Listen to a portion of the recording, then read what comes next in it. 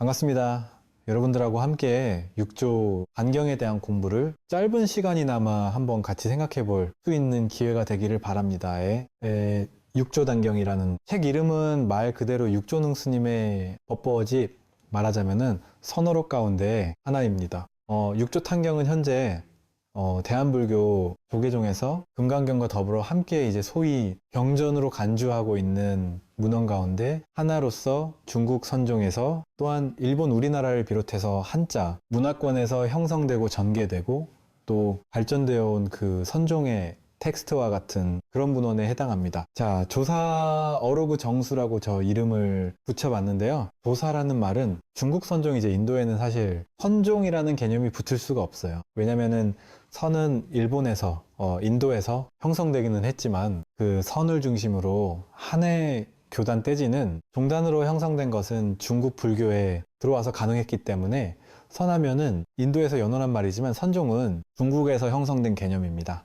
그 선종에서 가장 전형적인 인간상을 조사라고 합니다. 달마조사로부터 유래된 저 말인데요. 조사라는 말은 석가모니 부처님의 깨달음, 즉 정법 한 장을 계승해서 후세에 전달시켜주는 그러한 존재, 이런 분들을 조사라는 말로 표현을 해 왔어요. 그래서 중국 선종에서 조사를 전형적으로 내세우니 까닭에 달마조사로부터 형성된 선종의 선사상을 조사선이라는 말을 붙입니다. 그 조사가 중국에서 형성된 개념임에도 불구하고 8세기 무렵의 조사선이 정립이 되는 과정에서 인도로까지 거슬러 올라가서 인도에도 조사의 개념을 적용을 했죠. 말하자면은 인도 불교에까지 거슬러 올라간 겁니다.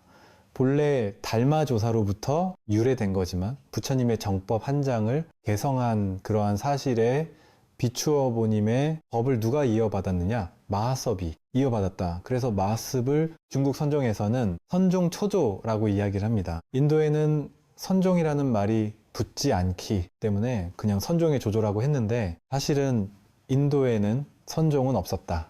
그 마하가섭으로부터 28대 조사를 설정을 합니다. 자, 중국의 보리달마가 선종을 처음 시작한 것은 불교가 발생된 지 한년 이후 이래에 해당하고 약 1000년이라면은 한 세대를 한 30년 잠시 계산을 해서 부처님으로부터 보리달마에 이르기까지 28대 조사를 설정을 하기 때문에 약 30년씩 계산하면은 1000년어의 세월이 거의 얼주마저 떨어집니다. 그 28대 조사를 설정을 하고 중국에서 다시 달마 조사를 초조로 해서 6조 해능 조사에 이르기까지 6조사를 설정을 합니다. 그래서 인도의 28대 조사하고 중국의 6대 조사, 그래서 28조 플러스 6조는 33조라는 조사 명맥이 형성이 돼요. 34조가 아니라 33조입니다. 28 플러스 6이 왜 33입니까? 누가? 이렇게 물어본다면 그게 맞아요. 달마대사가 한번 겹쳐졌기 때문에 인도 28대이면서 동시에 중국에서는 조조이기 때문에 삽삼조사라고 여러 말을 해왔습니다. 그 조사의 개념으로부터 시작한 중국 선종이 달마로부터 시작되었다고 봤을 때 지금까지 약 1500년 선종 역사가 전해 내려왔는데요. 달마로부터 약 200년까지가 6조 해능 시대까지 해당합니다.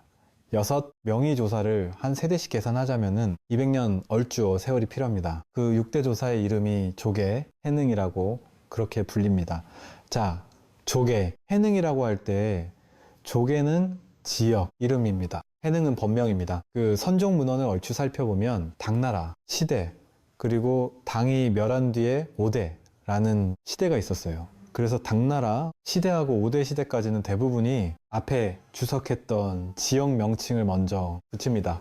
당나라 시대하고 오대에는 이런 점으로 보면은 조계현은 조계에서 활동했던 현황 스님입니다. 그런데 그 이후 송나라 때 이후로는 지역 이름이 거의 사라지고 앞에다 퍼포를 거의 붙입니다. 지역, 병은 별로 붙이지를 않고 거의 이제 벌을 많이 붙입니다. 대회 종고할 때. 대회가 산 이름은 아닙니다. 괭지, 정각이라고 할 때 괭지도 산 이름은 아닙니다. 송대에 와서는 앞에 버포를 붙이고 그 이전 당대에는 주로 지역 이름을 붙였죠. 자, 6조 단경이라고 하는 말은 그 중국 선종어체 6대 조사의 법어집인데 모든 어류에는 누구누구 어록이라는 말이 거의 붙고 있는데요.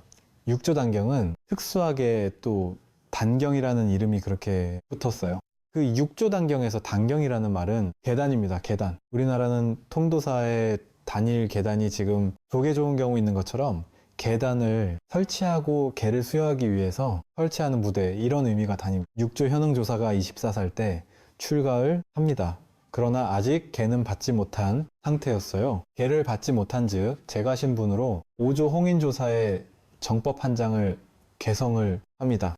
굉장히 쇼킹한 사건에 해당합니다. 당시에 기라선 같은 그런 훌륭한 선사들이 있었음에도 불구하고 아직 개도 받지 않는 해능조사가 5조 홍인 조사의 정보 반장을 받았다는 것은 사람들이 인정할 수 없는 사실이었죠. 그래서 5조 홍인 조사의 의발을 정법, 한 장을 상징적으로 표현하는 물증의 발에 해당합니다. 부처님의 가사하고 부처님의 바로 이 의발을 해능이 받았다고는 사실이 믿기지 않았기 때문에 해능의 5조, 홍인조사의 의발을 훔쳐갔다. 이런 소문을 내가지고 현을 붙잡기 위해서 6년간에 걸쳐서 현을 쫓아다닙니다.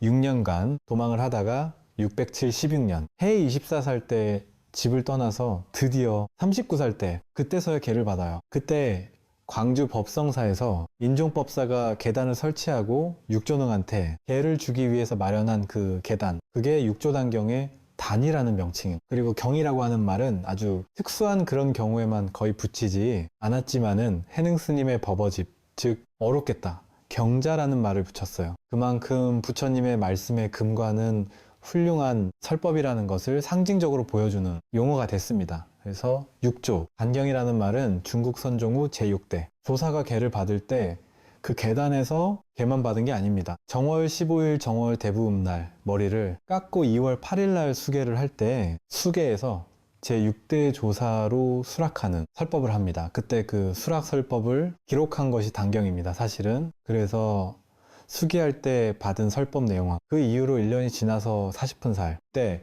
조계보림사라는 사찰로 가서 이후 37년간에 걸쳐서 줄기차게 설법을 합니다. 그 37년간에 걸친 설법을 보태가지고 단경이라고 하는 버버집을 만들었어요. 자, 육조능 선사의 이 37년간에 걸친 버버를 그럼 기록한 사람이 있을 것 아닙니까? 그 기록한 사람은 법회라는 그런 제자였다고 그래요. 자, 법회라는 제자가 해능 스님의 평생 설법을 기록해서 그걸 엮어서 만들어낸 것이 육조 단경입니다. 줄여서 단경이라고도 하고 또 법보 단경이라고도 하는데 그 단경의 첫머리에 이런 말이 있습니다. 한자로는 아래, 보리, 자성, 벌레, 성정, 단용, 차심, 직료, 성불이라고 되어 있는데요. 이걸 우리말로 번역해 보면 깨달음의 자성은 본래부터 누구에게나 청정하게 완성되어 있다.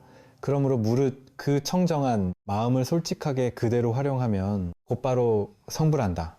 이 조사선의 사상적인 기치는 본래 성불이라고 하는 용어 한마디로 정의할 수가 있을 겁니다. 자, 본래 성불이라고 하는 말은 모든 중생이다. 불성을 구비하고 있다는 것은 경전에서 특히 열반경에서 했다고 우리 상식적으로 알고 있는 내용이겠지만 불성을 갖추고 있는 것에 그치지 않고 중국 선종에서는 이미 부처가 되어 있다. 완성되어 있다. 이 말이 본래 성불이라는 용어입니다. 요 본래 성불이니까 중생이 없다는 그런 표현이기도 해요. 그 대를 이렇게 표현을 했어요. 보리의 자성이 깨달음의 성품이 본래부터 청정하다.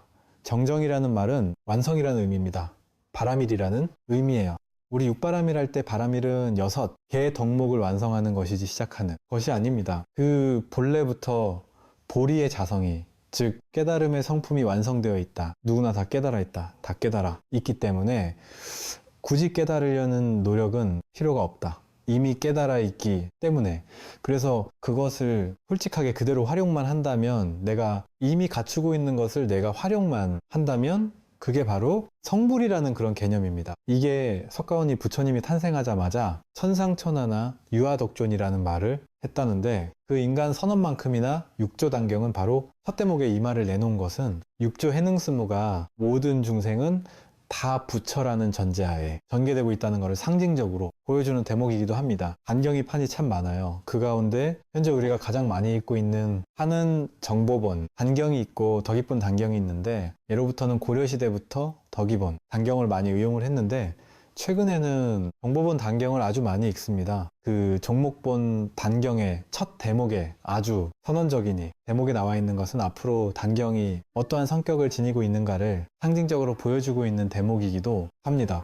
자, 중국 선종 달마조사 이후로부터 중국 선종이라고 표현을 하는데, 사실 달마조사에 대해서는 실제로 인격적인 면모가 있기도 하지만 선종 초조라고 하는 아주 신격화된 그런 존재로 오늘날까지 부각이 되어 내려옵니다. 그래서 인격적인 면모는 거의 사라지고 신통을 부리면서 신격화된 존재가 당송, 그리고 명날에 이르기까지 달마가 가지고 있는 인기는 수구어들 줄을 몰라요. 그래서 오늘날에도 달마에 대한 그림만 가지고 있어도 집안에 길상을 불러온다든가, 달마를 모르고는 중국선을 이해할 수 없을 만큼 달마가 중국선의 대명사처럼 현재 이렇게 되어 있습니다요. 중국 선종에서 내세우는 수정관이라고 하는 말은 수행과 깨달음의 관계를 어떻게 설정할 것인가. 보편적으로 보면은 오랜 수행 끝에 깨달음을 얻는다고 보는 것이 가장 보편적인 수정관일 겁니다.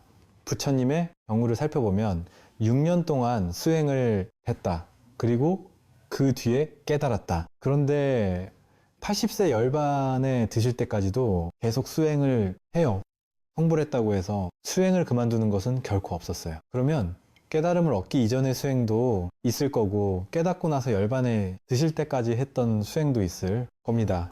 깨닫기 전에는 깨달음을 목표로 수행한다선 치더라도 깨달은 후에는 무표로 수행을 계속하는지, 중국 선종에서는 바로 그 석가모니, 부처님을 경우 깨달은 이후 열반에 드실 때까지의 그 수행, 이거를 수행의 성격으로 간주합니다. 그러니까 중국 선종에서 말하는 수행은 깨닫기 위한 수행이라기보다는 그 깨달음을 어떻게 유지하고 어떻게 실천하고 어떻게 보살행으로 승화시킬 것인지, 여기에 주안점이 있었어요. 달마조사 이후로 중국 선종에서는 수행과 깨달음의 관계에 대해서 한마디로 정해일체라는 말을 썼어요. 정이라고 하는 말은 선정을 의미합니다. 선정수행입니다. 해라고 하는 말은 지혜로서 깨달음을 가리키는 말입니다. 그러면 정과해는 수행과 깨달음이라는 개념인데, 정과해를 일체라는 말로 표현을 했어요. 일치라는 말도 아니고 일체, 한 몸이라는 말을 씁니다. 단경에서 이런 말을 해요. 수행과 깨달음은 구별이 되지 않는다. 수행하는 것이 바로 깨달음을 실천하는 것이고, 깨달음을 실천하는 것은 수행의 연장이라고, 이렇게 본 겁니다. 바로 단경에서 말한 이 정의일체라고 하는 개념은 인도 1700년 불교 역사에서는 찾아보기 어려운 개념이기도 합니다. 인도 1700년 불교 역사에서 거의가 수행 끝에 깨달음이 온다고 하는 점수 성격으로 일관되어 왔었는데, 중국 선종에서는 굉장히 다르죠. 수행한 상태라면은 이미 깨달아 있다는 데서 시작이 되기 때문에 수행과 깨달음이 다르지가 않다. 그걸 설파해 놓은 책이 6조 단경입니다. 그래서 그 개념을 정해 일체라는 말을 썼어요. 정해를 좀 더 명확하게 이해를 시키기 위해서 단경에서는 비유를 들어 설명을 해요. 등잔과 등불에다가 비유를 합니다. 등잔이 없이는 등불이 있을 수가 없고, 등불이 없는 등잔은 의미가 없다. 그 등불을 지혜, 즉 해라고 하는 깨달음에서 비유를 하고, 등잔은 선정적 수행이라고 하는 정에다가 비유를 했죠.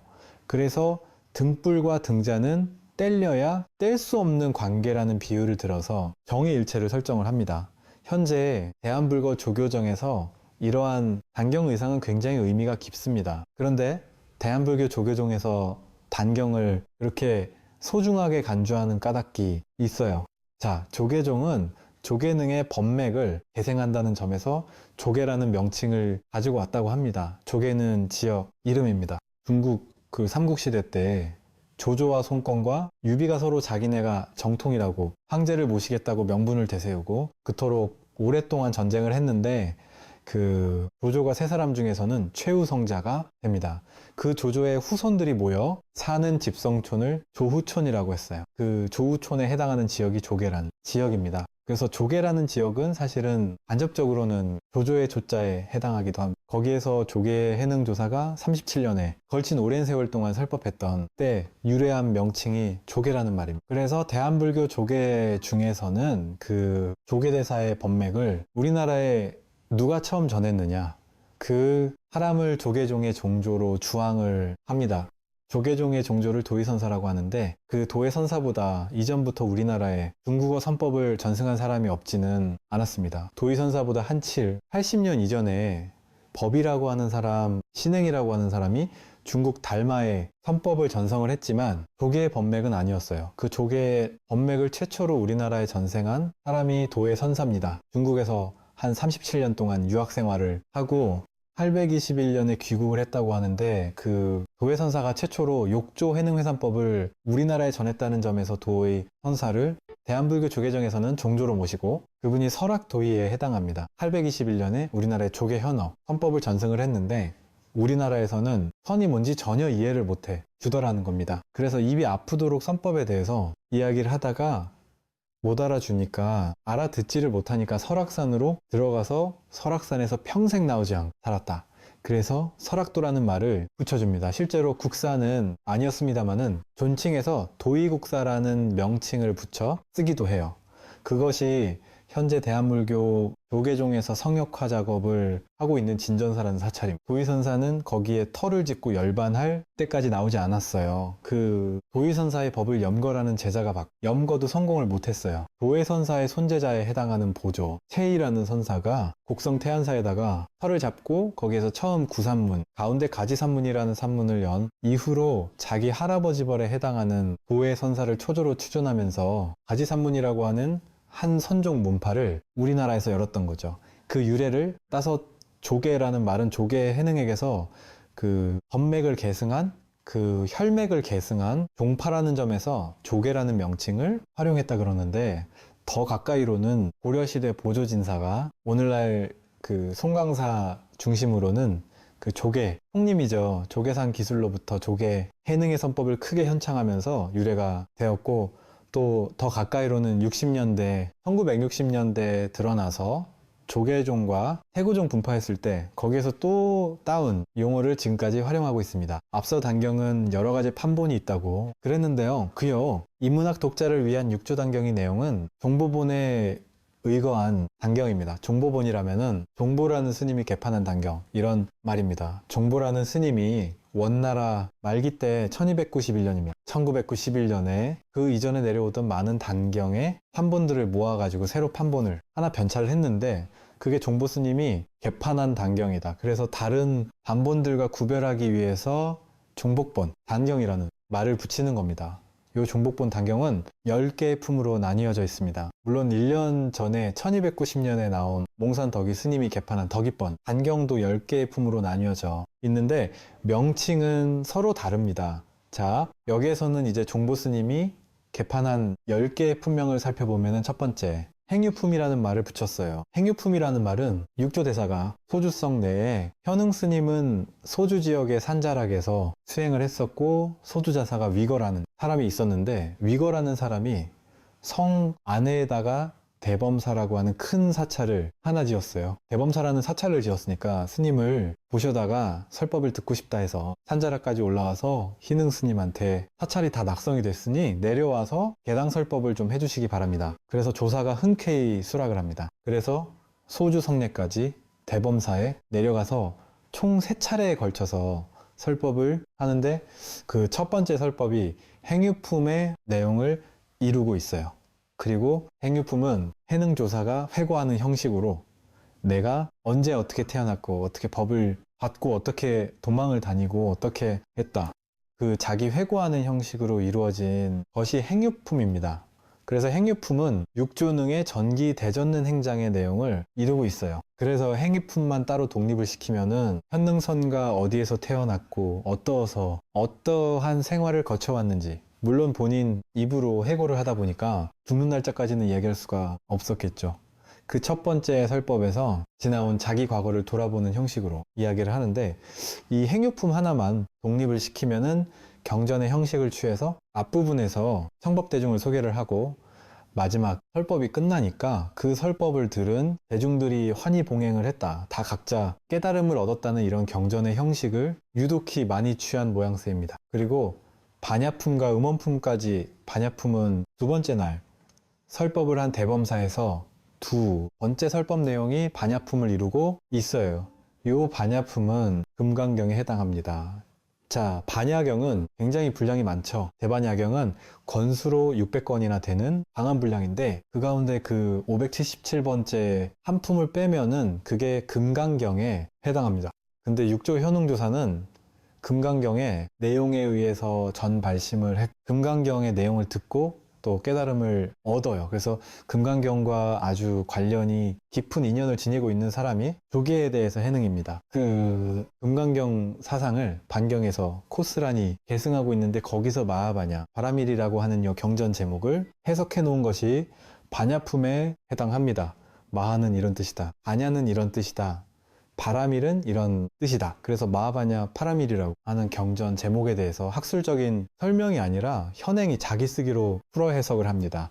아주 독특한 해석이기 때문에 경전 제목을 연구하는 사람들이 한번 주목해 볼 필요가 있는 대목이기도 합니다. 그리고 의문품은 세 번째 날법회 내용이 의문품인데, 제목을 의문품이라고 붙인 것은 그 소주 성내에 수백 명의 사람들이 모여 있을 때 해능 조사가 궁금한 게 있으면 질문을 하시오. 뭐든지 답해 주겠어. 대표로 소주 자사했던 위거가 세 가지 질문을 합니다.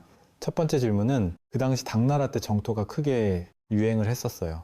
정토하고 밀교, 선, 주로 실천을 강조하는 이런 종파들이 크게 발전을 했었는데, 당시에 유행했던 정토에 대해서 처음 질문을 합니다. 정토 세계가 서방 세계로 가면, 서쪽으로 가면 실제로 있는 것입니까? 궁금했을 것 아닙니까? 그러니까 육조 조사는 그 질문을 정토는 내 마음속입니다. 유심정토를 이야기해요.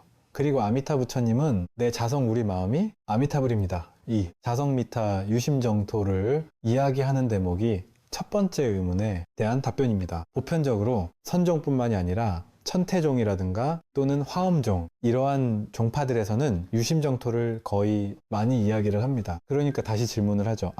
경전에는 분명히 서쪽으로 10만 8천 리를 가야 있다고 그러는데 어떻게 우리 마음속에 정토가 있다고 합니까? 그 10만 8천 리라는 것을 또 해능이 해능식대로 해석을 해 줍니다. 10만리와 8천리를 잘라가지고 우리의 마음속에 십선심의 반대가 되는 시약심이 있는 사람한테는 10만리 떨어져 있다고 이야기를 해요. 시약심을 가지고는 도저히 갈 수가 없기 때문에 10만리 떨어진 셈입니다.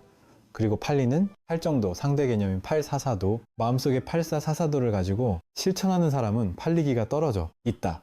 그래서 우리 마음속에 시약심과 활사심이 없으면은 갈 필요가 없다. 바로 내 방 그대로가 정토다. 이런 설정을 해 주니까 이거 자사가 크게 수긍을 합니다. 그 다음에 또 하나 의문은 양나라 무제하고 달마 조사하고 만나서 무제가 달마를 추방했던 이야기에 대해서 도대체 누구한테 잘못이 있는 겁니까? 그걸 물어요. 양나라 무제하고 달마가 만났던 모양입니다. 역사적인 사실 여부를 떠나서 무제하고 달마가 만났을 때 서로 생각하고 있는 견해 차이가 아주 커요. 양나라 무제는 본인이 황제가 되고 나서 많은 불사를 하고 많은 경전을 번역을 하고 사찰을 짓고 했기 때문에 공덕이 무척 많은 걸로 알고 있었답니다. 그래서 양나라 부제가 제 공덕이 얼마나 많습니까? 물어보니까 달마가 고개를 갸우뚱해요. 공덕이 많다고 질문하는 것이 너무 의외였던 거예요. 복덕이 얼마나 많습니까? 하면 억수로 받습니다. 답변을 했을 텐데 공덕이 얼마나 많습니까? 물어보니까 공덕은 하나도 없다고 이렇게 답변을 해요. 무제는 깜짝 놀랍니다. 억수로 많다는 답변이 나올 줄 알았는데 하나도 없다고 하니까 그때 무제는 복덕을 공덕으로 착각한 것이고, 달마대사는 공덕과 복덕을 구별을 합니다. 공덕은 자기 마음을 깨달아야 쌓이는 거고, 복덕은 마음을 깨닫지 못해도 보시를 하면 복덕은 충분히 쌓을 수가 있다. 알마가 생각하는 개념하고 무제가 생각하는 개념, 공덕과 복덕의 차이가 이렇게 크기 때문에 우리 단경에서는 공덕과 복덕의 차이를 5가지로 나눠서 설명을 합니다. 그렇기 때문에 무제의 잘못이지 달마대사의 잘못이 아닙니다. 현행은 이렇게 결론을 맺습니다. 세 번째, 질문부터 이야기할까요? 제가의 수행, 방식에 대한 이야기를 합니다. 제가들, 즉 출가하지 않는 사람들은 어떻게 수행해야 됩니까? 할 때 해능 도사 입장은 제가인과 출가인을 따로 구별하지 않습니다. 제가도 집에서 수행해도 충분히 깨닫는다. 그런데 현능조사가 제시해 놓은 제가 있는 수행 방식은 의외로 유교에서 덕목으로 내세운 오상이었어요. 의의 지신을 실천하면 제가는 그걸로 깨달음을 얻는다. 그런데 굳이 집에서 인의 지신을 실천하면 되는데 멀리 산까지 찾아다닐 필요가 없다. 그러나 이미 산에 올라갔으면 설법을 듣고 내려가도 좋다. 그처럼 정토의 문제하고 무제와 달마의 만남, 그리고 제가 있는 수행법에 대해서 3가지를 질문한 내용이 의문품을 형성하고 있어요. 그 다음에 정해품은 아까 앞서 언급한 정과의 수행과 깨달음의 관계를 아주 명쾌하게 중국 선종의 하나의 시금사과 같이 확정을 해놓은 것이 정예품에 해당합니다. 어찌 보면은 육조단경의 가장 핵심적인 부분이 제사 정예품이기도 합니다요. 정예품부터는 다시 보림사로 올라와서 보림사에서 했던 설법 내용입니다. 언제 했는지 날짜는 알려져 있지가 않습니다. 날짜를 기록을 안 해. 가지고 젊었을 때 했던 건지 늙으하게 했던 건지 구별을 할 수는 없어요. 그 다음에 좌선은 좌선에 대한 이야기를 하는데, 현능어의 설법은 굉장히 독특합니다. 좌선을 누르는, 일반적으로 좌선으로 해석을 하는데 해능은 좌와 선으로 나누어서 또 따로따로 설법을 합니다. 좌라는 것은 밖에서 오는 유혹에 흔들리지 않는 것, 선은 내부에서, 마음에서 산란심이 일어나지 않는 것. 이건 어떤 경전에서도 볼 수 없는 해능식 해석입니다. 그리고 좌선이라는 개념을 앉아서는 참선 정도의 의미로 끝내지 않고 좌선의 개념을 모든 수행의 개념으로 확장을 시킵니다. 좌선은 걸어다니고 앉아있고 누워있고 앉아 있는 네 가지 동작 가운데 하나의 좌선이 아니라 모든 선수행을 좌선으로 정의하고 나아가서 좌선의 개념을 깨달음으로까지 의미 확장을 합니다. 그래서 좌선이 가지고 있는 의미는 단경에서 굉장히 보편성을 지니게 됩니다. 그 다음에 여섯 번째, 참매품이 해능조사가 39살 때 광주 법사에서 계를 받을 때 그 계를 받을 때 했던 수락설법 내용이 참매품에 해당합니다. 그래서 이 참매품은 순서를 보면은 당시 수계하는 순서가 어떻게 있는지 대략 짐작할 수가 있어요. 했던 순서대로 기록을 되는 여기에서도 전부 다 마음속의 법문으로 설정을 합니다. 가령사원도 자성을 앞에 붙여서 오늘날 우리가 없는 자성, 중생서원도 이 자성이 붙는 말은 해능이 단경에서 제시를 했던 내용이기도 합니다. 삼기 위에도. 또한 오분법신양도 삼신에 대한 사상도 전부 다 자성을 앞에다 뒤집어 씌워요. 그래서 마음속의 삼신, 마음속의 사서원, 마음속의 오분법신양, 마음의 법문으로 일관했던 내용이 바로 이 참매품에 잘 드러나 있습니다. 그 다음에 기품이라고 하는 것은 이제 후대, 해능의 설법이라기보다는 후대 제자들이 자꾸 보충해 넣은 것 같아요. 그래서 기품은 13명의 제자들하고 현응이 만나서 주고받거니 하면서 현응한테 법을 통해서 깨달음을 얻는 과정을 기록해 놓은 부분이 기연품에 해당합니다. 13명에 대한 내용이 재미있는 이야기식으로 전개가 되어 있어요. 그래서 돈전품이라는 말은요, 육주, 단경을 읽어나가는 또 하나의 그런 키워드는, 단경은 해능 조학대의 법인 만큼 해능의 남종 당시에 상대적으로 있었던 신수의 북종 개념으로 나누자면은 해능의 남종이 정통이고 상대방이 있었던 신수의 북종은 정통이 아닌 방조 속에서 만들어진 것이요, 육조, 단경입니다. 입니다. 왜냐하면 육조단경이 약 780년 전후에서 처음 세상에 출현합니다.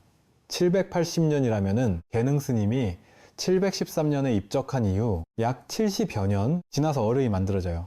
근데 그 70여 년 사이에 신수를 중심으로 한 북종은 반개로 취급이 되었고 해능의 남종이 정통으로 바뀌는 사건이 일어나요. 그래서 이미 780을 전후해서 육조단경이라는 법보집이 나오게 될 무렵에는 북종은 거의 이제 쓰러져 가는 단계고 남종이 특지하는 과정이기 때문에 나무 눈치 안 보고 남종이 정통이라고 노골적으로 강조하고 주장하는 내용으로요, 단경은 이루어져 있습니다. 그래서 단경에서는 북종 계통을 형편없이 내리까는 내용들이 많이 나와요. 그리고 현능의 제자 해능이 최고다, 이러한 구도 속에서 만들어진 것이요, 육조단경이기 때문에 돈전품이라고 하는 말은 도나 점수를 가르치는 말입니다. 재능에 가르침은 도너로 정의를 했고 상대방이 있었던 신수의 북종의 가르침은 점수라는 말로 의도적으로 이런 차별을 지어가지고 도와 점수의 차별성을 설명하는 대목입니다. 이게 돈전품에 해당합니다. 그리고 선조품이라고 하는 말은 선자라든가 조자가 붙으면은 황제의 명령을 상징합니다. 재능조사는 평생 당나라 장안과 낙양이 서울이었는데 서울에가 본 적이 없었던 것 같아요. 그 중국 유일무이여 황제였던 측무호가 해능조사를 장안으로 불러들였지만 코로나에 걸렸다고 핑계대고 안 가요. 두 번째는 또 중종 황제가 불렀을 때도 신종플레에 걸렸다고 또 핑계대고 안 갑니다. 세 번째는 측천무와 중종 황제가 두 사람이 함께 해능을 불렀지만 또 몸살이 났다고, 몸살기가 있다고 핑계대고 안 가요. 황제가 3번 불렀는데도 안 가는. 배장은 어디에서 나왔는지. 그래서 세 번째는 너무 미안했던지 황제가 보낸 사신설관이라고 하는 사신 이름인데요, 설관을 향해서 현행이 설법을 해줍니다. 설관은 현이어의 설법을 비단했다가 곱게 기록을 해. 가지고 그걸 중종 황제에 딱 갖다 바쳐요. 그러니까 중종 황제가 그 혈관이 가지고 온 비단자리에 씌어져 있는 버버를 입고 감동을 해가지고 많은 또 물품 보답한다고 많은 선물을 보내죠. 3번이나 다 거절하니 이야기가 9번째 선조품에 해당합니다. 자, 이 말은 그냥 이야기로만 받아 넘길 것이 아닙니다. 중국 선종에서 정통과 박를 판가름하는 가장 핵심적인 기준이라면은 달마의 법을 누가 받았느냐? 달마의 법을 받았으면 정통이고 달마의 법을 받지 않았으면 지급을 받아요. 무죄하고 달마대사 이야기에서 무죄는 권력을 상징을 하고 달마대사는 권력에 빌붙지 않는, 권력에 아부하지 않는 아주 순수한 선법의 실천자로 등장을 합니다. 그래서 무죄가 달마를 추방했다는 이러한 이야기는 권력과 순수한 선법 사이는 서로 조화를 이룰 수 없다는 상징적인 의미입니다. 그것을 무죄가 달마를 추방했다, 이런 이야기로 등갑을 시켰죠. 그런 점에서 달마는 권력을 가까이 하지 않는 순수한 선법 실천 후 소유자로 설정이 되어 있는데, 해능과 상대적인 이치에 있었던 신수 대사는 95세의 나이에 국사가 되었어요. 즉 천무한테 국사로 제수되어 장안까지 갔습니다. 거기서 101살, 약 6, 7년 동안 국사를 지냈어요. 그 사실을 가지고 현희 제자들은 신수 국사야말로 서울에 가서 국사를 지냈으니까 권력을 탐한 사람이 아니냐, 그 권력을 타했으니까 달마조사의 법맥을 개성할 자격이 없다. 반면에 우리 현흥조사는 황제가 3번이나 불렀는데도 서울에 가지 않았다. 그만큼 권력을 가까이 하지 않고 헌법을 실천한 사람이기 때문에 달마의 법맥을 신수가였다고 보는 게 좋은지 해능이었다고 보는 게 좋은지, 그건 당연히 해능이었다고 보는 것이 적절하다.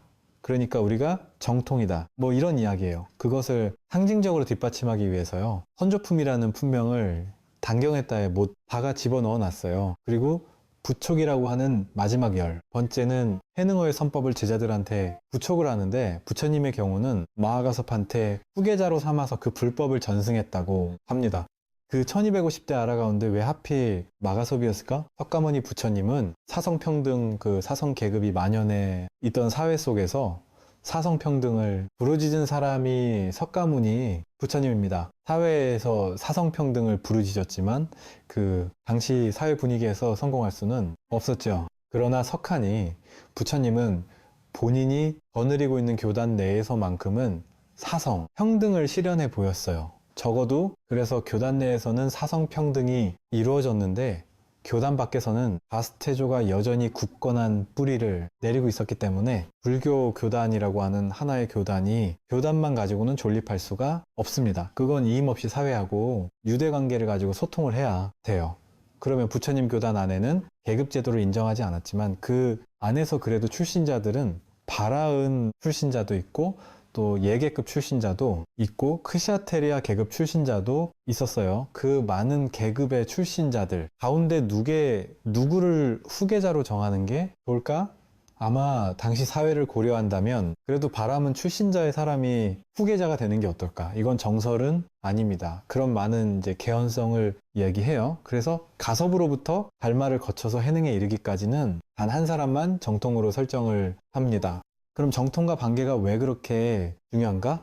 선종은 중국에서 형성된 중파이니만큼 중국 문화를 소연해할 수는 없어요. 중국 문화는 유교 사상이 근간을 형성하고 있는 까닭에 항상 정통 문제가 아주 뿌리 깊게 내려온 문화가 유교의 그 정통과 방위 문제입니다. 그래서 중국의 뿌리를 내린 선종이 정통의 문제를 신경 안 쓸 수가 없어요. 그래서 해능에 이르기까지는, 달마로부터 해능에 이르기까지는 정통을 한 사람만 인정을 해요. 정통은 두 사람이 있을 수가 없다는 겁니다. 그러나 이제 해능 밑에는 해능한테서 깨달음을 얻은 제자가 43명이 배출이 됩니다. 정통선법을 전해주는 것은 부처님, 정법 한 장을 전해주는 것인데, 그 상징적으로 부처님 가사와 부처님 가로를 전해주는데 42개의 그 짝퉁을 더 만들지 않고서는 다 전해 줄 수가 없어요, 현실적으로. 그래서 현능 때까지 와서는 더 이상 한 사람의 정통을 파괴해 버립니다. 해능 이후부터는 한 사람이 정통이 아니라 여러 사람이 정통이 되는 거예요. 그래서 그 의발 가사하고 바로를 해능까지 전승했지만 해능이 더 이상 전할 수가 없다는 사실을 단경에서는 오조홍인의 입을 통해서 이런 말을 합니다. 이 의발은 가지는 것은 정통이고 갖지 못하는 것은 반개다. 정통가는 목숨을 뺏고 빼앗는 대단히 심각한 이러한 사건이기 때문에 너한테서 더 이상 끊고 전하지 말아라. 오조. 홍인의 입을 통해서 이런 말을 합니다. 그래서 현행이 본인이 가진 의를 더 이상 전하지 말라고 오죠. 홍인이 당부를 했으니 그걸 어떻게 활용을 합니까? 두 가지 이야기가 기록이 됐어요. 하나는 황제한테 갖다 바쳤다. 세. 번이나 황제 초청을 거절했기 때문에 그나마 이제 좀 체면치를 해 드린다시고 설관한테 의를 해서 황궁에다 갖다 바쳤다. 그래서 황궁에서 내불 땅을만 만들어 놓고 조석으로 예불을 했다. 몇십 년이 지난 다음에 이것은 황궁에서 보관할 물건이 아니다 라고. 그래서 진국 대장군을 시켜서 또 사찰했다가 다시 돌려준다는 이야기가 하나 있고, 또 하나는 현능조사가 부처님으로부터 전해받으니 가사를 깨끗하게 세탁을 해요. 물에다 갖다 깨끗하게 빨래를 합니다. 빨래하는 과정에서 저 인도에서 어저녁에 방금 중국까지 따라온 방변이라는 사람을 만나요. 그 방변한테 내 모습을 한번 만들어 봐라 해서 방변이 손재주가 있습니다. 진흙을 가지고 6조의 형상을 만들어야 한 20cm 정도 크기로 그 진흙으로 만들어낸 형상을 보고 해능이 모양은 겉은 달을 닮았지만 속내형은 영 아니다. 그러나 만드느라고 했었다. 내가 선물을 하나 주마.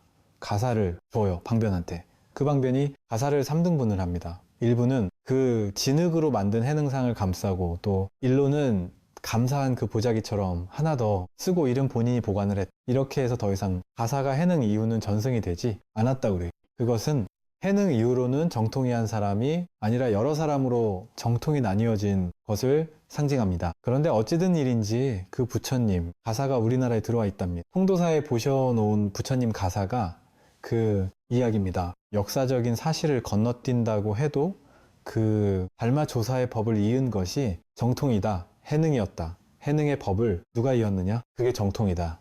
그래서 현능의 정통을 우리나라 선종에다가 심기 위해서 홍도사의 그 가사가 어떻게 들어왔는지는 뭐 알 수가 없겠지만 해능 스님이 입적한 이후에 해능 스님은 등신불로 만들어집니다. 그 등신불로 만들어진 해능의 머리를 잘라서 쌍계사에 가지고 왔다. 쌍계사에 있는 육조 정상탑은 바로 그것을 상징하는 이야기입니다. 쌍계사에 가면 육조 정상탑을 한번 보셔야 됩니다. 그런데 아이러니컬하게도 이 단경에도 이 이야기가 있어요. 육조 현능조사가 입적하기 전에 내가 열반한 이후 6년 후에 6년이 56년인지 5년 6년인지 5 플러스 11에서 11년 후인지는 아무도 몰라요. 내가 입적한 지 6년 후에 저 동방에서 어떤 사람이 와서 내 모가지를 잘라갈 것이다. 이런 예언을 해요. 그래서 그 제자들은 머리를 잘라가면 안 되니까 아주 견고하게 탑을 만듭니다. 근데 단경의 기록에 의하면 동방에서 누가 와서 그 모가지를 잘라가려고 탑을 부수다가 적발이 되어서 붙잡혔다. 결국 동방에서 가지고 가려고 했. 사건은 실패로 돌아갑니다. 그런데 우리나라 기록에 의하면 가져오는데 성공을 해요. 누가 거기 가서 가지고니다. 삼법. 화상이라는 분이 중국 유학, 유학은 아니고 중국 육조에 있는 머리를 가지러 가기 위해서 갔다 온 그 성공 사례가 쌍계사 육조 정상탑에 대한 전설입니다. 그래서 육조 정상탑은 쌍계사 그만큼 육조의 법을 우리가 이어받았다는 정통성을 상징적으로 보여주는, 사건이 육조 정상머리를 우리나라에 가지고 왔다는 사건 이야기입니다. 우리나라만 그런 이야기는 아닙니다. 일본에서는 육조로 끝나지 않고 달마대사가 일본에 와서 일본에서 죽었다. 달마의 부덤이 일본에 있다고 그럽니다. 지금도 그 종파가 있어요. 달마종이라는 종파가 바로 이제 그 증거입니다. 그러니까 우리나라에서는 또 달마 가지고 양이 차지 않는 모양입니다. 달마보다 훨씬 어른이 누굽니까? 석가모니입니다. 석가모니가 부처님 깨달음을 얻고 나서 다시 깨달음을 살펴보니까 2%가 부족했다고 그래요. 그래서 그 2%를 채우기 위해서 설산으로 다시 들어갑니다. 누구한테 공부하러 가냐면 진기 조사한테 공부하러 가서 8개월 동안 진기 조사한테 공부하고 산을 내려옵니다. 우리나라에만 있는 설이에요. 그러니까 진기 조사가 석가열례 스승이다. 자, 이 말은 석가열례하고 진기 조사, 즉 열례와 조사를 대비시킨 거예요. 열례는 49년 동안 설법을 했다. 이건 교학을 열래라고 표현을 했고, 조사는 이심전심법으로 인해서 마음을 깨치는 사람을 조사. 그래서 선이 교보다 한 것 없다는 것을 주장하기 위해서 석가 열래가 진기조사한테 한 수 배우고 내려왔다. 이런 소리. 우리나라 선정사에만 있는 또 재밌는 이야기이기도 합니다. 종목분 단경의 내용은 눈여기로 보고 넘어가겠습니다. 행유품부터 기연품, 그 다음에 구선적, 부적품요, 열. 개품은 개별적인 것이 아니라 종합적인 면을 주제별로 나누어서 편성했다는 점인데, 각 10개의 품으로 나뉘어져 있지만 전체를 또 하나의 품으로 보면 또 하나의 품으로 이해할 수가 있는 내용입니다. 요요남종. 법매의 정통성 주장이 내용은 꼭 살펴봐야 될 중요한 하나의 그 내용입니다. 육조단경이 가지고 있는 표면적인 이유는 현능조사의 설법이다 하는 내용입니다. 육조현능은 37년간의 설법을 했다. 그것이 단경이라는 어록집으로 나왔다. 드러나 저 소개 속에는, 이면에는 육조단경 속에 보면은 과거 7불 명칭이 나옵니다. 그리고 인도 28대 조사 명칭이 나와요. 중국어 6대 조사 명칭이 나옵니다. 그래서 과거 7불 7 더하기 인도 28대 조사 더하기 중국 6대 조사하면은 40일이 되는데, 달마가 한번 겹쳤기 때문에 40대 불조라고 합니다. 불은 7불을 이야기하고 저는 33조사를 이야기합니다요. 요 40대 불조에 대한 명칭이 단경에 처음으로 확정이 됩니다. 명칭이 확정이 돼요. 물론 8세기 때 780년을 전후해서 단경이 처음 출현할 때 그 단경에 40대 불조의 명칭이 확정된 거는 그 이전에 이미 천태종에서 24조서를 주장했던 마지관 영향을 이제 벤치마킹해서 삼은 것이기는 합니다만은, 선종의 문헌으로서 조사의 명맥을 명칭으로 확정한 것은 단경에서입니다. 이 단경은 왜 그러면은 40대 불조의 명맥을 거기에다가 기록하지 않으면 안 되었을까? 북종에 대해서 남종이 정통이라는 것을 족보를 활용해서 분명히 못 박아두려는 그러한 의도가 있었어요. 그래서 그들로 법까지는 수록을 하지 못하고 명칭으로 확정을 합니다. 단경에서. 이것은 단경이 가지고 있는 속 내용을 보면은 전등사서의 성격을 가지고 있다요. 전등사서에 초석이 되어 있다는 겁니다. 전등사서라는 말은 붓다의 정법 판장을 계승해 나간 일종의 족보에 해당하는 것을 전등록 대전는 전등사서라고 합니다. 전등의 역사를 기록한 책이라는 점에서 전등사서라는 말을 써요. 요 전등, 사세 최초의 모습이 육조단경입니다. 여기서 40대 불조의 법맥을 확정을 하고, 이후에 이 명칭만 있었던 것을 뒤에 법문까지 같이 붙여서 확정한 것이 약 21년 뒤에 나온 801년에 나온 보림전이라는 책에서 전등록이죠. 보림전이라는 전록에서는 그 과거 7불에 대한 법까지인도 28대 조사의 법대 조사의 법까지 확정을 해뒀죠. 보림전에서 완성이 됩니다. 현은 일자 무식이었는가? 이것도 또 하나 단경을 읽을 때 한번 생각해 보아야 할 주제이기도 합니다. 현능은 신수와 비교하자면은 홍인조사의 700제자들 가운데 신수는 해보다 32살 연장자입니다. 신수는 56살이었고 해능은 24살이었어요. 그리고 신수는 키가 아주 커요. 오늘날 말하면 한 1m 80은 됐던 것 같고, 해능은 한 1m 50 정도 됐었던 것 같아요. 또 인물로 보면 또 아주 신수가 뭐해요. 해능은 검어서 보면은 비교가 안 될 정도입니다. 그리고 신수는 홍인, 조사의 상수제자입니다. 제2인자였어요. 해능은 아직 계도받지 않는 행자신 분이었습니다. 그토록 격차가 큰데도 불구하고 홍인은 해능한테 법을 전하는 기준은 희순서도 아니고 법납순서도 아니고 미모순서도 아닙니다.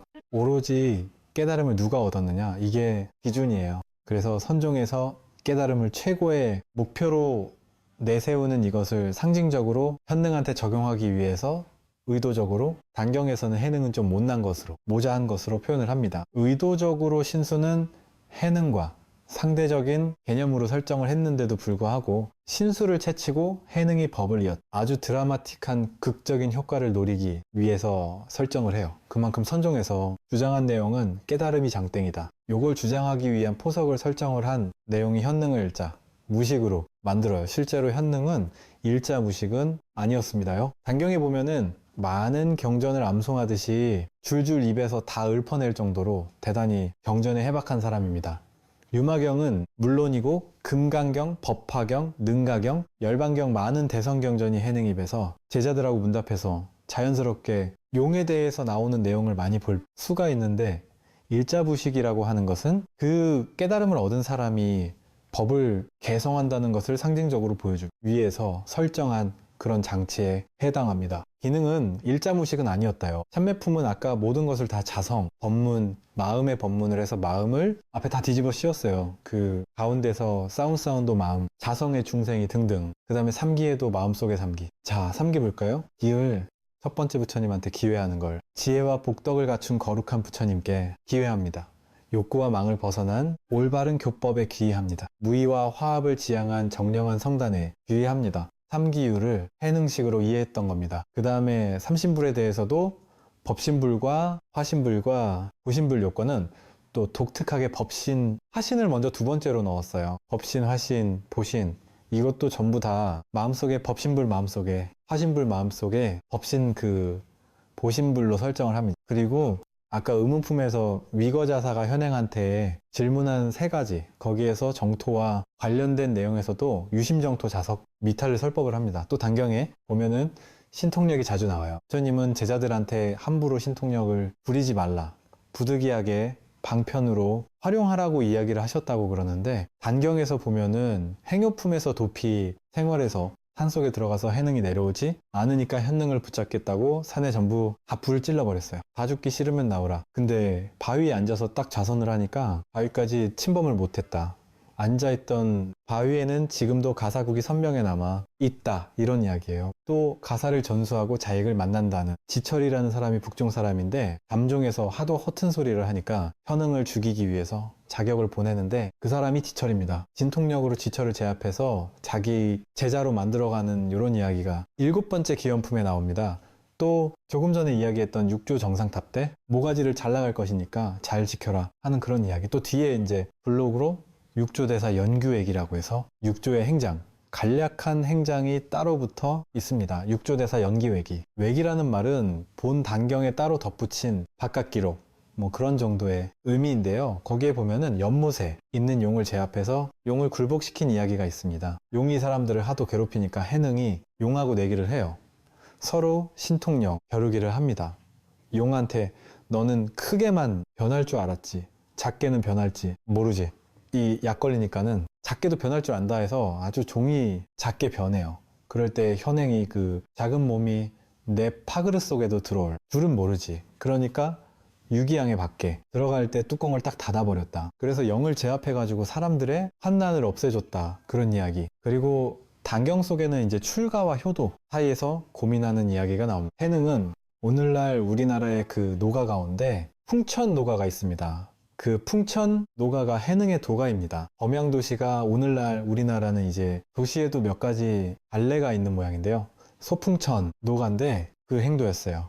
아버지는 직장 사례를 하다가 뭐 그 당시 IMF가 왔는지 아무튼 구조조정으로 잘렸어요. 그래서 더 이상 살지 못하고 지역 영남 지방으로 내려가서 화병에 걸려 가지고 오래 살지 못하고 돌아가셨죠. 해능이 3살 때. 그래서 호르머니가 남아 계셨기 때문에 현행은 호르머니를 놓아두고 출가한다는 것은 당시 중국 하회 관습상 용납이 안 되는 일입니다. 죽어서도 3년까지 상을 보셔야 되는 그런 사회에서 늙은 어머니를 혼자 남겨두고 출가한다는 것은 굉장히 특수한, 이제 선 어렵게 보면은 출가는 하고 싶은데 노모라든가 홀로 계신 아버지를 두고 출가 못하니까는 이러저런 극단적인 선택을 해서 출가했다는 여러 가지 이야기가 만들어집니다만은 현능은 그런 고민을 하고 있을 때 단경에는 그럽니다. 선생의 지우는 복덕 인연이 있었던지 해능의 어머니를 잘 보살펴주는 집도 한 칸 발해주고 쌀도 바아다 놓고 땔감도 발현해주고 걱정 말고 출가하시라 하는 그런 독지가를 만나서 부담을 갖지 않고 바로 출가한다는 그런 이야기가 당시의 춤과 효를 최고의 근본 이념으로 삼았던 그 유교 문화 사이에서 어떻게 조화를 이루어야 할 것인가 하나 일례를 보여주는 내용이기도 합니다. 마지막 부처품에서 교화 방식에 대한 모범을 제시합니다. 이 말은 해능조사 밑에 1000명의 제자들이 있었다고 합니다. 그 1000명의 제자들한테 앞으로 여러분들은 이 산에서 각자 지역을 맡아서 한 구역 맡아서 교화를 할 텐데 그때 많은 사람들한테 어떻게 설법을 할 거냐? 오늘날로 말하면 상담 기법과 같은 하나의 원칙을 제시를 해줍니다. 그것이요 교화 방식에서 여기는 제가 말해 놓지 않았는데요. 상대적인 개념을 이용해서 활용하라. 예를 들면은 누가 낮에 대해서 물어보면은 밤을 상대시켜가지고 난염을 이해시켜라. 젊음을 질문을 하면은 늙음을 가지고 밝음을 가지고 질문하면은 어두움을 가지고 항상 상대적인 30유까지의 개념을 도입해서 설법을 하면은 내 의도에서 벗어나지 않을 것이다. 제자들한테 이후 세계를 염려해주는 교화 원칙에 대한 내용을 8번째 부처품에서 설정을 해주고 있어요. 그리고 마지막 대목에 해당할 텐데요. 안경이라고 해서 경이라는 말이 붙은 것과 무관하지 않는데 육조단경은 중국 선종의 역사에서 거의 초기에 해당하는 어록입니다. 자, 당나라 때는 많은 그 유경들이 나왔어요. 이전에 남북조 시대부터 유경이라면은 가장 필요한 내용인데도 불구하고 수입된 경전에 없을 때 마지못해서 중국에서 만들거든요. 그걸 위경이라고 하는데요. 육조 단경에 나오기 이전까지는 위경이 굉장히 많이 출현을 합니다. 그런데 육조 단경 이후부터는 위경의 숫자가 현저하게 줄어요. 그 내용은 중국에서 특히 선종에서요. 조사라는 개념은 부처님을 대신하는 인물로 등장을 합니다. 조사의 권위가 굉장히 높아져요. 조사가 앉아서 설법을 하면은 그 사람이 부처님을 대신하는 거예요. 그래 조사의 권위가 이렇게 높아지다 보니까 조사의 말씀 한마디가 부처님의 말씀과 진배 없이 취급을 해요. 그래서 그 조사의 어록을 실명제로 기록을 합니다. 조사의 어록은 거의 실명제입니다. 그 이전에 나왔던 유경은 실명제가 아니죠. 그냥 부처님, 설이라서 불설 무슨 경 그렇게 붙였는데 조사의 어록이 나오면서 조사의 이름을 실제로 집어넣었습니다. 그러니까 위경으로 나올 만한 많은 내용들이 실명되어 있는 어록으로 등장함으로 인해서 유경이 현저하게 줄어들고 어록이 아주 우죽순처럼 많이 드러나는 그 시발점이 됐던 것이요. 육조 단경입니다. 그래서 단경은 조사의 권위를 그만큼 크게 고양시켰던 그런 점에서 경이라는 말을 붙여도 이상할 게 없다. 거꾸로 이제 어록이 그렇게 유행하다 보니까 5대 송대를 내려오면서 부처님의 경전을 부처님 어록이라고 가는 말이 또 나와요. 아, 부처님도 그게 어록이 아니냐? 제3자가 기록을 했고 부처님 설포했다. 이만큼 어록 권위가 높아졌기 때문에 어록에 기록되어 있는 한마디 한마디는 부처님의 말씀과 진없이 귀중한 그런 말씀들로 자리를 잡아요. 그래서 그 많은 어록되어 있는 한 대목을 뽑아 가지고 금과 옥조처럼 대직씩 엮어서 묶어내는 공안집이 이후 송나라 때에는 등장합니다. 그 공안집은 경전에 있는 말씀도 제법 들어있지만 거의 대부분은 권위가 높았던 조사의 어록에서 발췌한 내용들입니다. 중국 선종의 최고의 모델은 조사입니다. 마치 대성불교 최고의 모델이 보살인 것과 마찬가지로 그 조사의 정신을 구현을 하고 조사의 정신으로 살아가는 이러한 중국 선종의 성격을 우리는 조사선이라고 합니다. 그러니까 조사선은 정리하자면은 달마, 조사로부터 유래한 명칭이다. 그래서 달마가 파종을 하고 예능이 뿌리를 내리고 석두마주가 꽃을 피우고 임재, 통산운문 이런 사람들이 열매를 맺었다. 그 열매를 우리는 따먹으면 되는 거예요. 맛이 어떨는지는 각자 다르겠습니다만은 자, 단경은 바로 그 조사로구 초창기 모습을 보여주고 있다는 점에서 그 하나만 가지고도 단경의 출현의 의미는 지극히 크다고 이야기를 합니다. 이 단경이 고려 시대 중기에 보조스님 시대에 우리나라에 들어온 것 같아요. 물론 이제 전설적인 이야기로는 신라 말기에 아까 쌍계사의 육조 정상을 가지고 왔다고 하는 그 삼법화상이 어떤 형태로든지 단경이라는 책의 형태를 받았다는 전설적인 이야기가 있습니다만은 아마 공식적으로는 고려 중기 보조진국 시대에 우리나라에 단경이 수입된 이래로 증가해심을 거쳐서 이후로 거의 더 깊은 단경으로 전승이 돼요. 내려옵니다. 1290년에 몽산 덕이가 개판한 더 깊은 단경으로 내려오다가 20세기 후반에 와서 그 신수대 대장경에 종복본 단경이 수록되는 바람에 오늘날 우리나라에서 단경은 종보본 단경이 또 많이 익혀지고 있기도 합니다. 그런 점에서 저도 종보본 단경을 근거로 해서요 내용을 한번 써본 겁니다. 자, 이것으로 인해서 오늘 6조 단경에 대한 대략적인 몇 가지 설명을 좀 해보았습니다. 어느 정도 이해가 되었는지 도움이 되기를 바랍니다. 감사합니다. 우리나라에 있는 스님들은 견성이라는 거에 대해서 견성이라는 거 하고 계신지 하고 계신다면 단박 깨달음을 그 단박 깨달음의 견성을 하고 계신지 아니면 평철 스님이 이야기하시는 숙면일까지 가는 그 경성을 이야기하시는 건지 여러분들이 많이 들어왔음직한 이야기인데 그 진월선사는 도노 점수를 이야기해요. 돈 점수를 이야기하면서 도라는 건 있을 수가 없다. 그 이야기를 뭐라고 하냐면은 지금요 찰나만 보니까 도너에 해당하지. 그 토너도 이전부터 많이 축적되고 누적되어 오는 숙세의 수행이 쌓여서 이번에 터진 것이다. 그런 점으로 보면은 점수 아닌 게 없다. 이런 말을 해요. 법집병행록처로. 병입사기에서 그건 현실적으로 이해하기 참 쉬운 그런 내용이기도 합니다. 그 견성이라는 게 견불성, 견자성, 견본성 그걸 줄여서 이제 견성이라고 표현을 했어요. 그 성을 본다는 거는 사실 우리 육관으로는 볼 수가 없죠. 마음은 눈으로 본다고 하는 그런 말인데 그 견성에 대한 내용을 어디에서 가장 적나라하게 설명을 하느냐? 사실은 단경에서예요. 단경에서는 현능을 이미 깨달아 있다고 전제하는 입장에서 그것을 자각을 하느냐, 자각을 하지 못하느냐. 그 단경에 이런 말을 해요. 중생도 깨달으면 부처고 부처라는 이름을 가지고 있어도 깨닫지 못하면 중생이다. 그 깨닫고 깨닫지 못하는 내용은 그걸 자각을 하느냐 못하느냐 이걸 기준으로 삼은 거거든요. 이미 본래 성불이라고서 깨달아 있는데 자기가 부처이면서도 부처인 줄 모르고 있는 사실. 그러나 그걸 알아차렸다고 해서 없던 게 바로 나타나는 건 아니다. 자, 이야기는 그 선수행 방식에서 가나선과 북조선으로 송나라 때 12세기 중반에 확립이 됩니다. 가나선에서는 본인이 본래 성부로 존재인데도 불구하고 지금 현실은 중생으로 출발을 해요. 그러니까 중생은 깨달아야 돼요. 의무입니다. 그래서 가나선에서는 어떤 목표로라도 깨닫는 것이 최고입니다. 이에 비해서 북조선호 수행 방식은 깨달음을 목표로 하지는 않아요. 이미 내가 앉아있는 이 자세를 깨달음이라고 안주를 해요.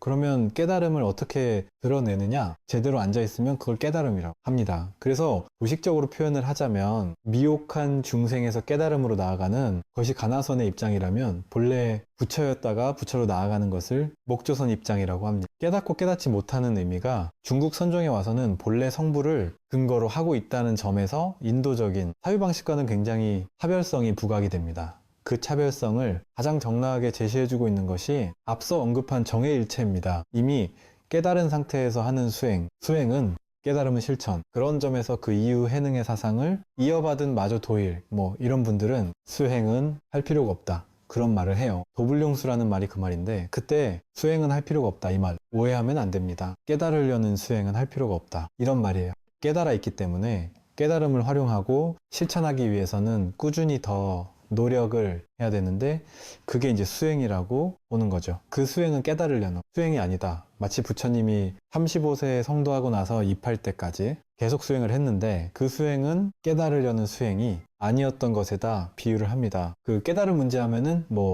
정해진 답이 딱히 나오기가 부정이나 서로 이야기하다가 보면은 어디로 들어가는지 결론이 나지 않는 경우 많은데 그런 이야기는 개인적인 그런 이야기로 돌리는 것도 하나 방법일 수는 있을 겁니다. 예, 질문 감사합니다. 선생님께서는 공부해오신 쭉 불교에 대해서 공부를 많이 해오셨는데 화를 어떻게 다스린다고 이렇게 나와 있거나 혹은 어떻게 다스리는지요? 그게 저는 궁금합니다. 단경하고 연결이 되는지는 모르겠습니다. 화가 안 일어나면 최고죠. 그러나 일어난 화는 대비면 또 안 되죠. 그런데 수행에서 번뇌를 다스리는 방법으로 대치를 하자면 살아있는 사람이라면 번뇌가 일어날 수가 없어요. 모든 살아있는 사람은 다 번뇌가 일어납니다. 거기에서 정작 중요한 거는 그 번뇌가 일어나는 줄 알아차리는. 왜냐면 번뇌는 혼련이 일어났다가 혼련이 사라진다고 해요. 즉 실체를 인정 안 하는 거예요. 그러니까 화라는 것도 내가 화가 나 있구나 알아차리면 화는 실체가 없으니까 없애려고 하지 말고 무시하는 겁니다. 내비두는 거예요. 이게 우리 선수행에서 망념이 일어나면 망념이 망념인 줄 알아차려라. 그러면 저절로 사라진다. 이게 선수행에서 마음 다스리는 최고의 요술 중요할 요자는 요술이라고 합니다. 염기즉과 각지즉실이란 8글자로 이야기를 했는데요. 이것은 이미 그 치문에도 나와 있는 말이기도 해요. 번뇌가 일어날 때 번뇌를 자꾸자꾸 없애려고 하면 오히려 거기에 더 끌려가니까 없애기 전에 이건 번뇌다, 이건 화다 이렇게 알아차려라. 그러면 그 번뇌는 실체가 없다고 인정을 하라. 실체가 없으니까 대비 두면은 안개 사라지듯이 저절로 사라진다고. 너무나 태평스러운 답변인가요? 아마 떼비 뜨는 것도 하나 방법일 겁니다. 그러니까 단번에 깨달음이라는 게 제가 책을 보면서 마치 요술을 부리듯이 깨닫고 싶을 때가 있지 않습니까? 한 번에 딱 어느 날 순간적으로 깨달았다 뭐 이런 거 있지 않습니까? 아까 그분의 말씀이 그거하고 연관이 된 게 아닌가 싶어서 조금만 좀 개인적인 말씀을 좀 해주셨으면 좋겠습니다. 금강경 가운데 아주 유명한 사국계로 언급되어 있는 응무소주 이생기심 그 말을 현행이 처음 듣고 깨달은 건 아니에요. 그 말을 듣고 발심을 한 거예요. 그래서 나도 그 공부 해보고 싶다 해서 출가하려고 마음을 먹었는데 도모가 혼자 계시더라. 고민하다가 어떤 톡지가의 도움으로 어머니를 안심시켜드리고 홍인을 찾아갔죠. 거기서 8개월 동안 방화를 쪄요. 그때 이제 진정한 공부가 된 거죠. 8개월 동안 방화진 뒤에 홍인 조사에 부름을 받고 조실에 들어가서 홍인 조사가 금강경을 처음부터 강의를 해줘요. 현능한테. 그러자 그 응무소 그 대목에 이르렀을 때 마음이 활짝이 열렸다. 그때 현능은 자기 마음이 열린 이후에 자기 심경을 5가지로 설정을 했었죠. 자성이 이럴 줄 어찌 알았을 단경에는 5가지 자기 심경 토로하는 내용이 나옵니다.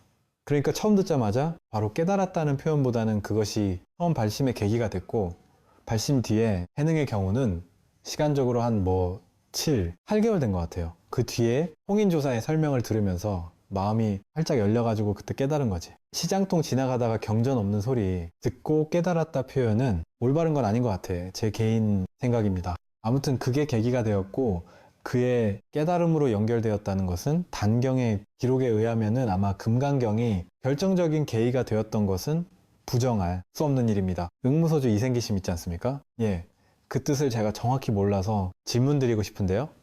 응무소주라고 하면 그러니까 마땅히 그러니까 머무는 바 없이 이렇게 좀 이해할 수 집착 없이 이런 식으로 이해할 수 있을 것 같은데요. 이생기심이 그 마음을 낸다라고 해석해야 됩니까? 아니면 그냥 그 마음이 일어난다. 그러니까 이게 능동적으로 마음을 내는 겁니까? 아니면 그냥 자동적으로 마음이 일어나는 거를 표현하는 겁니까? 예.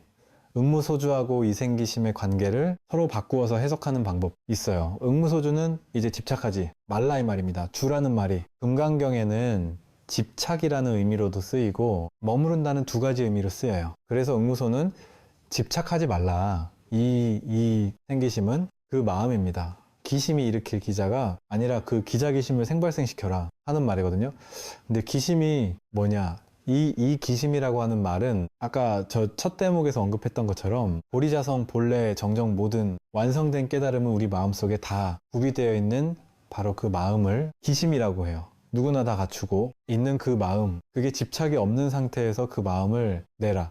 반대로 바꾸면은 그 마음을 일으키는데, 마음을 일으키고 나서 더 이상 집착하지 말으라.